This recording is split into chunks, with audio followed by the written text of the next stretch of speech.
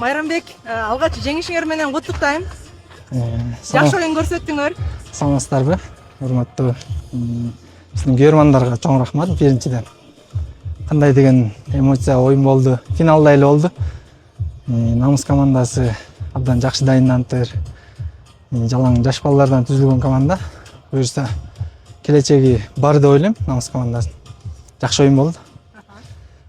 Намыстын аттары кандай болду? Аттарын да байкадыңарбы? Эми биз айтпасак деле оюн көргөзүп турат. Кандай ойногон Намыстын жигиттери. 2-1, 3-2 ушуга чейин кубалашкан. Негизинен жалпы жонунан жакшы дайындантыр аябай.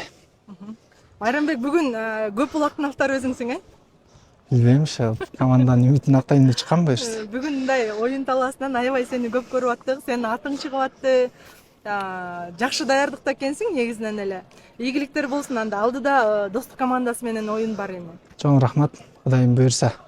Эми дагы сүйлөшүп дагы акылдашып финалга дайындалабыз, Кудайым буйрса.